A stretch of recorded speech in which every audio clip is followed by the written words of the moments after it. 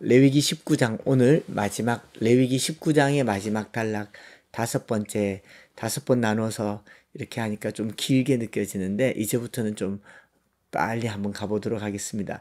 레위기 19장 26절부터 37절까지 말씀을 제가 읽겠습니다. 레위기 19장 26절부터 37절 너희는 무엇이든지 핏째 먹지 말며 점을 치지 말며 술법을 행하지 말며 머리카락을 둥글게 깎지 말며 수염 끝을 손상하지 말며 죽은 자 때문에 너희 살에 문신을 하지 말며 무늬를 놓지 말라. 나는 여호와이니라. 내 딸을 더럽혀 창녀가 되게 하지 말라. 음행이 전국에 퍼져 죄악이 가득할까 하노라. 내 안식일을 지키고 내 성소를 귀히 여기라. 나는 여호와이니라. 너희는 신접한 자와 박수를 믿지 말며 그들을 추종하여 스스로 더럽히지 말라. 나는 너희의 하나님 여호와이니라. 너는 셋머리 앞에서 일어서고 노인의 얼굴을 공경하며 내 하나님 여호와를 경외하라. 나는 여호와이니라. 거류민이 너희의 땅에 거류하고 함께 있거든 너희는 그를 학대하지 말고 너희와 함께 있는 거류민을 너희 중에서 나은 자같이 여기며 자기같이 사랑하라. 너희도 애굽 땅에서 거류민이 되었었느니라. 나는 너희 하나님 여호와이니라. 너희는 재판할 때나 길이나 무게나 양을 잴 때 불의를 행하지 말고 공평한 저울과 공평한 초와 공평한 에바와 공평한 흰을 사용하라. 나는 너희를 인도하여 애굽 땅에서 나오게 한 너희의 하나님 여호와이니라. 너희는 내 모든 규례와 내 모든 법도를 지켜 행하라. 나는 여호와이니라. 아멘. 반갑습니다. 오늘 레위기 19장 마지막 다섯 번째 말씀을 볼 텐데요. 그 마지막까지에서 레위기에 있어서 전체에서 제일 중요한 것은 나는 거룩하니 너희도 거룩하라 라는 이 말씀이 레위기 19장 1절 2절에 있는 이 말씀으로 쭉 연결되는 것이 바로 19장 전체 37절까지의 메시지인데요. 하나님께서 자기가 거룩하기 때문에 우리도 거룩해야 한다라고 하는 것이 가나안 땅에서 우리가 하나님을 드러내는 삶의 존재 이유인 것입니다.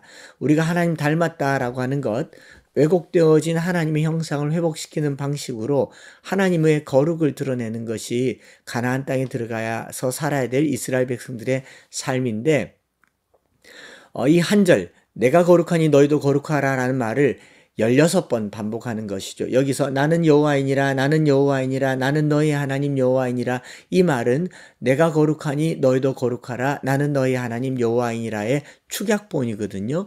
이 하나님 속성을 16번이나 반복하면서 거룩이 어디서 나타나는가를 가장 먼저는 하나님을 향해서 우상을 숭배하지 말 것과 안식일을 지킬 것, 그리고 부모님에 대해서, 이웃에 대해서 동포, 좀 더 확대해서는 우리의 소유와 토지, 땅, 식물, 그리고 내 집에 있는 종에게까지 하나님의 거룩을 나타내야 된다라고 하면서 거룩의 대상이 점점 확대되고, 이제 오늘 우리가 읽은 본문은요, 이스라엘 백성들이 가나안 땅에 들어가서 살게 될 이방 사람들의 풍속 속에서 거룩이 어떻게 나타나는가, 심지어는 나그네와 거류민에게 거룩이 어떻게 실천되는가를 말하고 있는데, 내용이 좀 길지만 구조적으로 보면 그 중간 부분쯤에 30절에 내 안식일을 지키고 내 성소를 귀히 여겨라, 말라 중에서 하라라는 규례가 있는 이 부분과 32절 너는 샘머리 앞에서 일어서고 노인의 얼굴을 공경하며 내 하나님 여호와를 경외하라. 나는 여호와이니라. 요 두 단락을 중심으로 해서 지켜야 할 것과 말아야 할 것을 앞뒤로 말하고 있습니다. 그래서 안식일을 지키고 성소를 공경하라 라는 말씀을 중심으로 위로는 점, 술법을 행하지 말고 아래로는 신접한 자와 박수를 믿지 말라라는 내용으로 짜여져 있습니다. 결국은 이방 땅에서 이방 문화 속에서 어떻게 신앙을 지킬까 하는 것이 19장 뒷부분에 나와 있는데요. 우리가 살고 있는 이 땅도 사실은 개신교인들이 적지 않게 많지만 이방 땅입니다. 대한민국이 기독교 국가가 아니고 또 신정 국가가 아닌 이 여러 종교인들이 살고 있는 곳이고, 대한민국은 기독교가 전래된 지 120년 정도 된 이방 문화 속에서 우리 그리스도인들이 살아가고 있는 곳이기 때문에 우리나라의 정서에서 잘 적용해 볼 만한 내용이 많다 생각을 합니다. 이 세상 풍속에 대해서 살펴본다면요, 26절부터 28절에 어떤 내용이 있습니까? 피채 먹지 말며 점을 치지 말며 술법을 행하지 말며 머리카락을 둥글게 깎지 말며 수염 끝을 손상하지 말며 살에 문신하지 말라라고 얘기합니다. 먼저 점 치지 말며 술법을 행하지 말라라는 말은 주술적인 방법으로 자신에게 해로운 것을 제거하는 액땜을 하는 거죠. 사람이 점이나 이제 마법을 의지하는 거. 먼저는 거기 피채 먹지 말라라는 이 내용은 17장에 음식을 피채 먹지 말라라는 이 생명윤리, 탐욕의 윤리 부분이 아니라 우상숭배에 연결해서 볼 필요가 있습니다. 피채 먹지 말며 점치지 말며 술법을 행하지 말라라는 말은 짐승을 잡아서 점을 치거나 술법을 행할 때 그 잡은 짐승을 먹는 행위를 여기서는 포함하고 있는데요. 점과 술법, 마법을 행하는 것은 주술적인 방법이죠. 사람이 점이나 마법을 의지하는 그 순간이 오지 않습니까? 그 순간이 언제인가 보면 자기에게 유익한 것을 얻고 해로운 것을 제거하기 위해서 사용하는 주술적인 수단을 이제 점 또는 술법이라고 얘기합니다. 술법은 마법이라고도 하죠. 즉 액땜을 통해서 복을 받는 방식으로 점과 술법을 사용합니다. 그러기 위해서 미래에 일어날 일들을 미리 알아서 해로운 것은 피해가고 유익한 것을 취하기 위해서 사람들은 점을 치죠. 하나님을 섬기는 이스라엘 백성들에게 하나님께서 굳이 이런 금지 명령을 한 이유가 뭘까요? 이게 그들 안에서도 일어날 가능성이 많고 일어났고 고대 사회에서 뿐만 아니라 지금 우리 삶에서도 이런 점과 술법들이 가장 가깝게 우리 속에 젖어 들어있는 요소들이 있다는 것을 반증해 주고 있는 겁니다. 전에 들은 이야기인데 아주 재미난 대화가 교회 성가대석에서 앉아서 이렇게 막간에 대화하는 중에 앞자리에 앉아있던 이 여성도분 두 분이서 이렇게 말을 했대요. 언니, 내가 친구 따라서 점집을 갔는데, 그 점이 참 용하더라고. 왜? 나는 교회를 다니니까 점을 안 보잖아. 그래서 친구를 따라만 갔을 뿐인데, 그 사람이 내가 예수 믿는 걸 알더라고. 나 때문에 점이 되질 않는다고 나가라 그래. 참 용하다. 그렇게 말을 했대요. 그랬더니 뒷자리에 앉아있는 사람이 거기가 어디냐 묻더니 그 다음날 찾아갔다는 겁니다.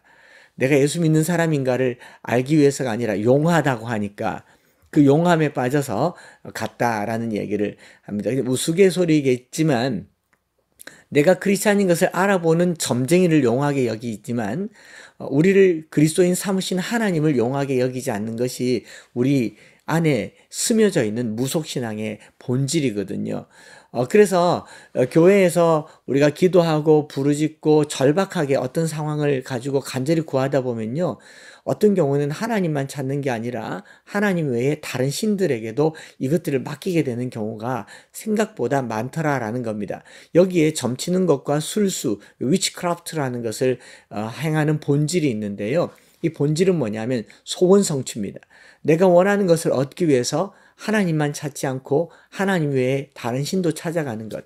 영화에서 나오는 대사에 보면 하나님, 부처님, 알라님 이렇게 막 찾지 않아요. 모든 신을 동원해서라도 내 소원을 이루고자 하는 것이 점과 술수의 본질에 들어가 있는 것이죠. 오늘 저와 여러분들은 21세기 지식정보화 사회에 살면서도 온갖 형태의 복술과 술수, 점들이 난무합니다. 사회가 복잡해질수록 우리는 미래가 불확실하고 미래에 대한 불안정성 때문에 두려워하기 때문에 언제든지 점과 관련된 술수와 술법들을 찾게 됩니다. 가장 쉽게는요, 통계를 이용한 점들이죠. 고대의 점성술사들은 신을 의지해서 미래를 내다보기도 했지만 해달별을 보면서 소위 말해서 요즘으로 치면 천문학을 통해서 기후와 날씨를 아는 것도 이 점과 술법에 해당하는 요소에 들어갈 수 있을 겁니다. 오늘날 우리는 이런 요소들을 어디서 보냐면요. 올해의 집값은 얼마가 될 것인지, 또 주식은 어떤 주식이 우량주가 될 것인지, 코인은 어느 게 좋을 것인지, 성도들이 제게 묻더라고요. 목사님, 집 살까요, 말까요? 주식은 어느 걸 사면 좋을까요? 코인은 어느 코인이 좋을까요? 그때 제 마음에 내가 점쟁인가? 생각이 드는 거죠. 그런데 이런 말을 들을 때 목회자분들도 은근히 유혹에 빠지기 쉽습니다. 지금 집 사지 마세요. 지금 집값 떨어집니다. 또 지금 집 팔지 마세요. 지금 떨어집니다. 이런 말들의 본질요. 우리가 점을 보고 술법을 행하는 것은 아니라 할지라도 내 유익을 위해서 뭔가 미래를 계속 생각하는 동안 어떤 일이 일어나느냐? 우리의 미래의 주관자 대신 하나님을 의지하지 않는다는 겁니다. 하나님은 내일 일을 걱정하지 말라고 하셨는데 우리는 내일 일을 걱정하다 못해서 내일 일을 점치죠. 예측하고 또 예단하면서 오늘 하루를 살기도 바쁜 세상에 내일을 염려하면서 사는 것이 이게 불신앙의 첫 번째 단추가 된다라는 겁니다. 여기 우리 그리스도인들은 점 보러 가지 않아요. 부처님에게 복을 빌지 않습니다. 그러나 불확실한 미래 때문에 내일 이 일을 예단하는 여러 과정에서 하나님을 의지하는 신앙이 약해지는 것, 그 본질에는 점과 술법을 찾아가는 그 지름길을 열어두고 있다는 것을 알게 됩니다. 확실한 것이 없는 이 세상에서 불안은요, 우리로 하여금 용한 점쟁이와 무당을 찾게 만들고 우리나라에도 점치는 곳이 얼마나 많은지 제가 자료를 보니까 국내의 역술인이 30여만 명으로 추정된다고 합니다. 성인 150명당 1명이 점쟁이인 거죠.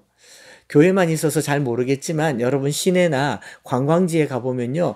관광지 곳곳에 타로 점 보는 곳이 있습니다. 연애점, 뭐 운세, 운수, 또 뭐 건강 점 보는 곳으로 시작해서 사업점을 봐주기도 하고 또 참고로 제가 자료를 보니까 우리나라 문화체육부 한국인의 종교 현황 발표에서 개신교의 목회자는 374개의 교단에서 한 10만 7천 명 정도가 목회자인데 비해서 역술인이 30만 명이 넘습니다. 이 나라는 기독교 국가라고 말하기에는 아직도 요원합니다. 무속 국가죠. 특이한 것은 점이요.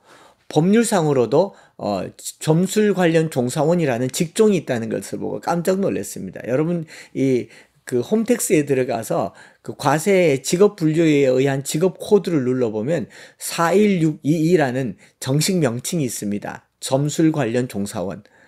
목회자는 아닌지 모르겠는데 이 41622가 점술 관련 종사원들이 과세하는 과세 이 번호더라고요. 그래서 정식 직업으로 무속세를 조선시대에는 걷기도 했고요. 기독교나 불교 같은 종교인보다도 훨씬 오랜 세월 우리 삶에 당당하게 세금 내고 직업으로 자리 잡은 무속 관련된 종교 시장이 7천억이나 된다고 해요. 역술인들이 벌어들인 돈이 연간 7천억이라고 합니다. 이 정서가 우리에게 있다라는 거죠. 정치인들이 용한 점쟁이를 끼고 있지 않은 사람이 거의 없을 정도고 대기업에서 인사학과에서 점쟁이를 데려다가 이제 이 얼굴을 보고 그 사람을 이제 인사를 결정하기도 하고 특별히 대통령 선거가 다가오거나 국회의원 선거가 다가오면 용한 점쟁이들은 소위 말해서 이 성황을 맞이하는 게 이게 우리나라 정치인들의 또 뿌리에 있죠. 제가 한 10여 년 전에 청년들 데리고 동해 바다에 밤에 해를 보고 싶다고 해서 갔는데 거기 무열왕릉 근처에 대통령 선거하기 전날에 한 10수명의 무속인들이 자기가 지지하는 대통령이 되게 해달라고 용왕에게 빌고 있는 모습을 보고 어처구니가 없더라고요. 이런 게 우리 세상이다. 21세기 세상이라고 하는 것을 본다면 하나님께서 왜 점을 치지 말며 술법을 행하지 말라고 했는지도 알게 되겠죠. 더 나아가서 여러분 내게 유익한 것을 얻기 위해서 점을 보기도 하지만 액을 제거하는 방법으로 쓰는 게 술수입니다. 술법은 나의 미래를 점보는 게 아니라 내 유익을 위해서 타인이 해로워질지언정 그것을 내가 취하는 방법을 술수라고 하는데 예를 들어서 인형을 가지고 바늘로 찌르기도 하고 은근히 경쟁자가 다치기나 아프기를 바라는 이걸 술법 혹은 술수라고 합니다. 그 끝에 도사리고 있는 것이 점과 술법이죠. 내가 잘 되기 위해서 타인의 불행을 비는 것을 주술이라고 얘기하죠. 내가 가지려고 하는 것은 너무 간절한데 그것은 정해져 있고 그 정한 사람에게서 빼앗으려면 그 사람을 없애는 방법을 주술이라고 하는데 조폭을 찾는 것도 그 이유 중에 하나일 것이고 마법을 행하는 것도 그 이유 중에 하나일 것이고 점과 술법은 단순히 미래의 일에 대한 불확실성에서 출발하지만요. 그 깊숙한 곳에는 뭐가 있냐면 탐욕과 이기심이 자리 잡고 있는 거죠. 내가 원하는 것을 가지기 위해서 비정상적인 방법으로 쓰는 모든 수단들을 점과 술법이라고 얘기합니다. 하지만 성경은 우리에게 그렇게 말하지 않아요. 전도서 7장 14절에 보면 형통한 날도 있고 공고한 날도 있고, 형통한 날에는 기뻐하고 공고한 날에는 생각하라고 얘기합니다. 그런데 우리는 형통한 날만 찾아요. 그리스도인들조차도 형통한 날만 찾기 때문에 하나님을 찾는 방법도 술법을 찾듯이 찾는 겁니다. 그런데 전도서 7장 14절에는 이 두 가지를 병행하게 하사 사람으로 그 장래일을 능히 헤아려 알지 못하게 하셨느니라. 우리는 장래일을 헤아려 알지 못하는 것이 신앙이라는 것을 알아야 됩니다. 그러나 언론이나 모든 매스컴들은 통계라는 미명으로, 점성술이라는 이름으로, 또는 예보라는 이름으로 장래일을 알게 하는 것을 계속 가지고 오는 것이죠. 우리가 장래일을 알면요, 하나님을 섬기겠습니까? 하나님을 의지하겠습니까? 점과 술법의 특징은 내가 복을 받는 방법에서 더 나아가서 타인이나 사물에 저주를 심어서 액땜을 해서 그 복을 내 것으로 만드는 아주 나쁜 요소가 도사리고 있는 것이죠. 백설공주 이야기를 잘 알지 않습니까? 거울아 거울아 세상에서 누가 제일 예쁘니? 그랬더니 거울이 백설공주가 예쁘다라고 하면 틀림없이 이 왕비는 이렇게 물었어야죠. 어떻게 하면 내가 백설공주보다 더 예뻐질 수 있니? 뭐 코스메틱을 한다거나 성형수술을 한다거나 이래야 되잖아요. 그런데 거울이 백설공주를 예쁘다고 하니까 이 왕비가 뭘 합니까? 백설공주를 죽이는 선택을 합니다. 이게 세상의 메시지예요. 나보다 나은 것을 죽임으로 내가 최고가 될 수 있다라고 하는 것이 세상의 탐욕이고, 그 중심에는 점과 술법이 들어가 있다라는 겁니다. 내가 백설공주보다 예뻐지는 방법이 그녀가 죽는 것밖에 없는 건 아니지 않습니까? 하나님께서는 이것을 거룩과 관련해서 말씀하십니다. 사람은요, 평상시에는 점이나 술법과 상관없는 듯이 살아갑니다. 무당이 웬 말이겠어요? 요즘 시대에 점쟁이가 웬 말이겠습니까? 누가 타로 점을 보겠습니까? 그러나 정말 답답하고 사면초가의 상황에 몰리게 되면 지푸라기라도 잡는 심정으로 점과 술법을 배우기도 하는 겁니다. 사울왕도 얼마나 답답했으면 엔돌에 있는 신접한 여인을 찾아갔겠습니까? 뭐 그냥 빈말이라고 믿고 싶지만 개척교회를 준비하면서 어디가 좋은지 점쟁이에게 자리 물어본다는 말도 있고요. 아들이 목사인데 목사 잘 되라고 안 믿는 어머님이 점집에 가서 이 아들 이름 올려놓는다고 하기도 합니다. 자료를 보니까 예수신을 믿는 무당도 있고요. 우리가 사는 것이 하나님의 은혜임을 뼛속 깊이 헤아리지 않으면 내 실력과 내 능력, 더 나아가서 점과 술법을 사용해서라도 내가 잘 되려고 하는 것, 이게 우리의 삶에 도사리고 있다는 것을 기억해야 됩니다. 우리는요, 굶어 죽어도 하나님의 날개 그늘 아래서 굶어 죽어야 되고, 우리가 고통스러워도 하나님의 품 안에서 병들어 죽어야 되며, 또 고난도 주님의 십자가 아래에 있어야 부활을 경험하게 된다는 것을 잊지 마시기 바랍니다. 신앙생활의 본문에 그게 있는 것이죠. 그래서 본문 중심에 30절 내 안식일을 지키고 내 성소를 귀히 여기라. 안식일은 시간이고 성소는 장소잖아요. 하나님의 시간과 하나님의 장소를 떼어놓을 때 우리는 세상 염려 버리고 오늘 안식하게 하소서. 세상 염려 버리고 오늘 안식하소서. 이게 우리에게 주신 안식일의 가장 큰 본질이라는 것이죠. 그런가 하면 27절과 28절에서도 머리의 모양과 문신에 관한 것인데, 요즘 타투 많이 하잖아요. 머리카락을 둥글게 깎고 수염 끝을 손상하고 문신하는 거, 이거 요즘에 많이 있는 것인데 요거는 지금의 시대의 것과는 크게 다른 이야기일 것 같습니다.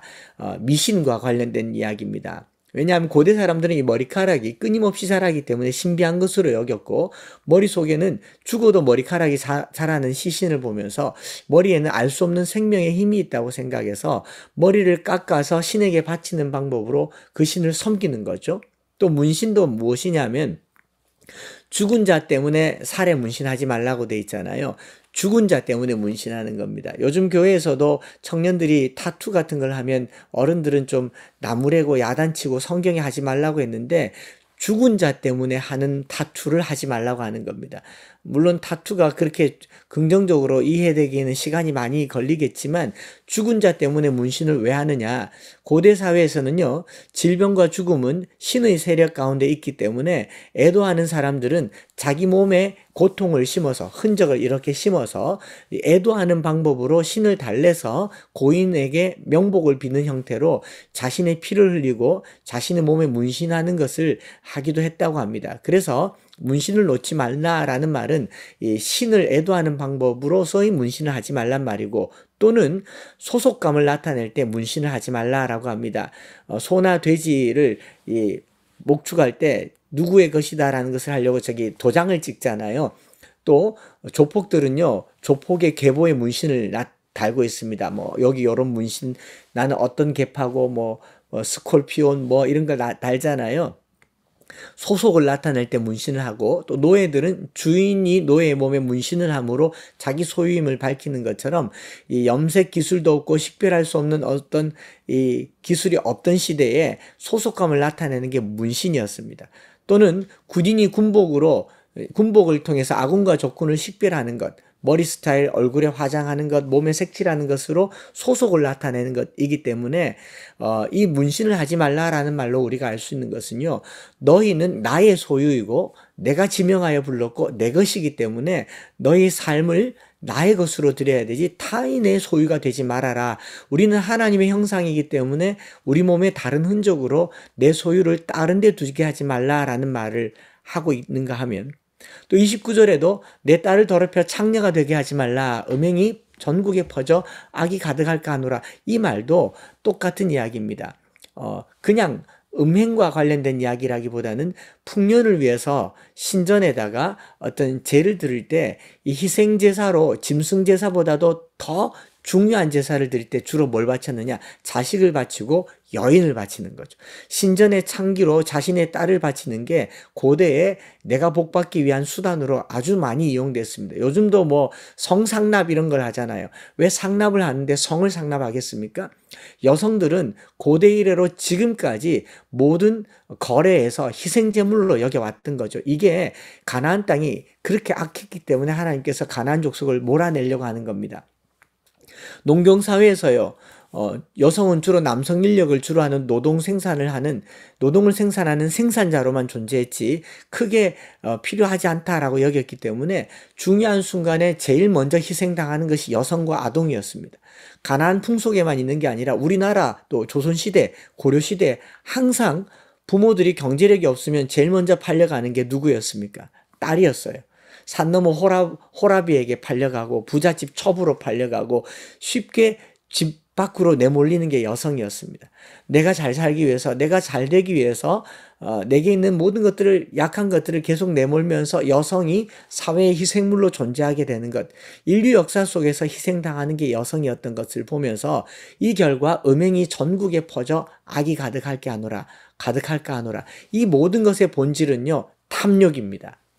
내가 잘 되기 위해서 신을 부리고, 내가 잘 되기 위해서 점을 치고, 내가 잘 되기 위해서 몸에 문신을 하고, 내가 잘 되기 위해서 딸을 팔아넘기는 것, 이 모든 것을 금하기 위해서 하나님께서 한 가지 하라 명령을 하신 것이죠. 안식일을 지키고 성소를 공경하는 것. 안식일을 지키라는 이 지속적인 말씀이요, 여러분 그만큼 중요한데 그만큼 지키기가 어렵다는 게 안식일을 지키는 겁니다. 구약 성경에 아주 많이 나오는 게 안식일을 지키라라는 말입니다. 우상 숭배와 안식일을 지키라는 말이 동성애보다 훨씬 더 많이 나오는 말입니다. 우리가 안식일만 지켜도 이 땅이 거룩하게 된다라는 것이죠.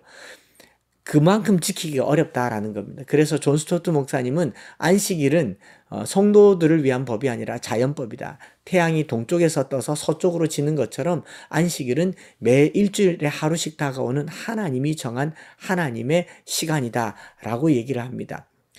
단적으로 우리나라에서도 마찬가지죠. 세상 사람들이 사업의 번창을 위해서요, 점집을 찾아가고 주술과 복수를 행하는데 그 복수를 행하는 중에 잘 되면 어떻습니까? 안식일을 어기게 됩니다. 저녁에도 일을 하고요. 이 땅의 모든 노동 구조가 일주일에 하루를 온전히 쉴 수 있는 날이 아니었었던 시절이 있었습니다. 공장을 밤낮 돌렸어요. 밤에 멈추는 법을 배우지 못했습니다. 그러다가 이제 정부가 좀 나아지면서 공장을 밤에 정지하는 법을 배우고 주 52시간이라는 시간을 배우고 또 주 5일이라는 시간을 배우죠. 안식일은 교회를 위한 날이 아니라 하나님의 백성이 이 땅에 살아가기 위한 평강의 날이라는 것이죠. 하나님께서 성소를 귀히 여기라라는 말은 시간을 끊고 이리로 와서 여기서 쉬어라. 마태복음 11장에 수고하고 무거운 짐진 자들아 다 내게로 오라. 내가 너희를 쉬게 하리라 말씀하시지 않습니까? 거기 영어 성경이 먼저 헬라어 말도 먼저 이렇게 나오죠. Come to me라고 하잖아요. 하나님께서 시간을 정하고 장소를 정해서 이리 와서 쉬어라. 그것이 우리가 점과 술법 그리고 자녀를 세상에 내보내지 않는 그 거룩함에 살아가는 가장 중요한 제도다라는 것을 얘기하면서요. 점과 술법을 행하지 않는 것은 거류민과 그 땅의 주민들에게도 적용시키는 동일한 법입니다. 타자를 위해서 살아가야 된다라는 거죠. 내 복을 위해서 타인의 저주를 비는 게 술법입니다. 남이 잘 되는 걸 기뻐하지 말라라는 말이에요. 그래서 거기에는 우리 기본적으로 이타심을 가지라라는 표현으로 하나님이 뭐라고 얘기하냐면 너희도 애굽 땅에서 거류민이 되었었느니라. 여러분 우리가 풍요롭고 넉넉하기 때문에 가난한 자를 돌보라는 말이 아닙니다. 우리 교회가 부유하기 때문에 선교하고 우리 교회가 크기 때문에 구제하란 말이 아니에요. 우리가 이전에 가난했던 적이 있다라는 것을 잊지 말라라는 말입니다. 너희가 가난했었기 때문에 너희가 종이었었기 때문에 너희가 죄인이었었기 때문에 그래서 죄인을 용납하고 가난한 자들을 품고 종들을 풀어주라라고 하는 것이 거룩함이다라는 것입니다. 성도의 거룩은 성도의 선함은 이타심에서 나옵니다. 우리가 이제 가을 지나 겨울로 다가가게 될 텐데 항상 살피고 돌보는 돌봄의 도미노 현상이 나타날 때 이 땅은 거룩해집니다. 판단하고 지적하고 정죄하기보다 돌보고 용서하고 내가 죄인이었다는 사실, 내가 가난했다는 사실을 내가 가난한 시절을 살았기 때문에 타인을 보면서 그들의 가난을 나의 가난과 연결시켜 줄 수 있을 때 우리는 더 이상 점을 의지하지 않고 술법을 의지하지 않고 딸을 창녀로 보내지 않는 거룩한 삶을 만들어 간다라는 것입니다. 조금 길게 말씀을 나눴는데 말씀을 마칠게요. 레비나스라고 하는 유대인 철학자가 이런 말을 했죠. 타인의 얼굴이 윤리의 기초이다라는 말을 했습니다. 타인이 나를 부를 때 그 부름은 신의 부름이다 라고 말했어요. 가난한 자가 내게 어떤 요청을 하면 그것은 하나님이 요청하는 겁니다. 누군가가 내게 도움을 요청하면 그것은 하나님의 부름이다 라고 얘기를 하는 것이죠. 선한 이웃의 얼굴로 다가가는 우리 모든 식구들이 되기를 바라고 안식일을 거룩히 지키고 성소를 귀하게 여기는 이 중심에는 정말 이타심이 있다라는 것, 내가 끊어주고 정지하는 것이 있고요. 가장 타인에게 다가간 분들이 누구냐면 바로 선교사님들입니다. 마게도니아의 환상을 사도 바울이 봤잖아요. 이리로 와서 우리를 도우라. 사도 바울이 가려고 하는 길이 있었지만 그를 부르는 소리를 하나님의 음성으로 들을 수 있는 것, 이것을 우리는 사명 그리고 소명이라고 이야기합니다. 오늘도 우리를 부르는 부름이 여러 곳에서 있을 겁니다. 그 음성을 하나님의 음성으로 듣고 내 속에서 요구하는 욕구를 계속 따라가면 우리는 그 끝자락에 점을 하게 될 겁니다. 술법을 쓰게 될 거예요. 그러나 타인의 부름에 순응하고 타인의 부름에 요청하면 그 요청 끝에는 거룩이 기다리고 있는 저와 여러분들 되시기를 바랍니다. 기도하겠습니다. 하나님, 오늘 우리는 좀 더 나은 삶, 유복하고 평화로운 삶을 살기 위하여 주님을 찾기도 하지만 절박할 때에는 주님 아닌 다른 것이 그 속에 도사리고 있다는 것을 말씀을 통하여서 깨닫습니다. 내일 일을 알 수 없으니까, 내일 어떻게 될지 모르니까 오늘 우리가 무엇을 할까 노심초사 고민하는 끝자락이 점과 술법을 향한 지름길이 될 수 있다는 것을 경고로 받고 안식일을 지키고 성소를 거룩히 여기며 타인의 부름에 신중하고 그들에게 공평하게 대함으로 하나님의 백성의 거룩을 만들어가게 하여 주옵소서. 우리가 전에 종이었습니다. 죄의 종이었고 가난의 노예였습니다. 우리의 삶에 불행했던 시절이 오늘 타인의 불행을 그냥 넘어가지 않는 거룩으로 승화되게 하여 주시옵소서. 오늘 타인의 부르짖음을 하나님의 부르심으로 듣고 그 거룩에 순응하는 우리 모든 식구들이 되기를 간절히 소망하며, 주 예수 그리스도의 크신 은혜와 아버지 하나님의 말로 다 할 수 없는 사랑하심과 성령 하나님 위로교통 충만 역사하심이 타인의 부름에 귀를 기울이며 그들의 필요를 채워주며 이 가을 겨울에 이르도록 하나님의 뜻을 실천하는 거룩한 사랑하는 모든 식구들 머리 위에 이제로부터 영원토록 함께 하시기를 축원하옵나이다. 아멘.